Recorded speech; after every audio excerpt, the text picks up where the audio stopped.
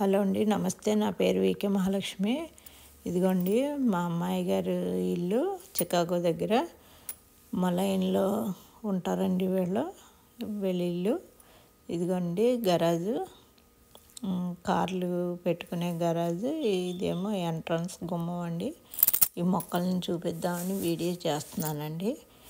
ఇక చూసారా, yellow colour flowers తోటి ఇవి మేము వచ్చిన కాడి నుంచి జూన్ నెల కాడి నుంచి కూడా ఇలాగే ఉన్నాయండి. అసలు ఎండిపోవట్లేదు. ఇక్కడ గులాబీలు, రకరకాల గులాబీలు ఉంటాయండి. ఇలా వీధిలో వేసుకుంది. ఇదిగోనండి కొంచెం దూరంలో ఇలా రాళ్ళు అవి వేసుకుని అందంగా ఇలాగా గులాబీ మొక్కలు, రకరకాల మొక్కలు వేసుకున్నారండి. ఇది ఉత్తరం వైపు రోడ్డు అండి. ఈ మెయిన్ రోడ్డు ఉంటుంది. ఇదైతే నడిచే రోడ్డు కనిపించేది. ఇలా ఉంటుందండి. ఇదిగో ఇక్కడ కూడా మొక్కలు వేసుకుంది. ఇది ఇంకో వైపు అండి.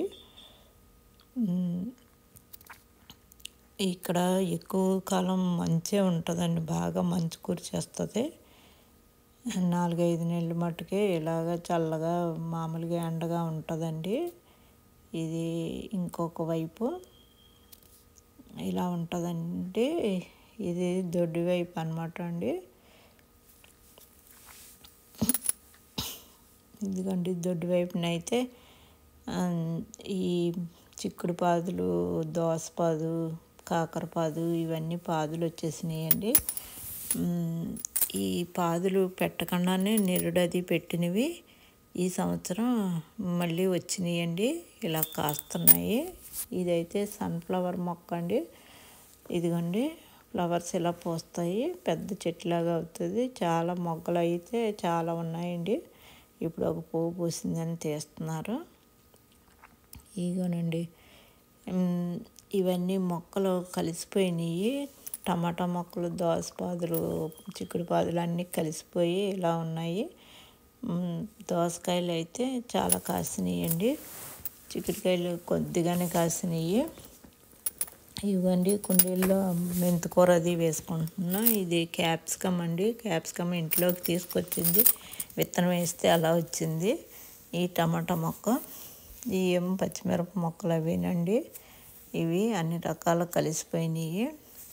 ఈ దోసకాయలు అయితే బాగా కాసినాయండి. ఎగిగిపోయినా సరే ఆ మంచు పడి మళ్ళీ ఎండలు వచ్చేసరికి మళ్ళీ అలా మొక్కలు వచ్చేస్తున్నాయటండి.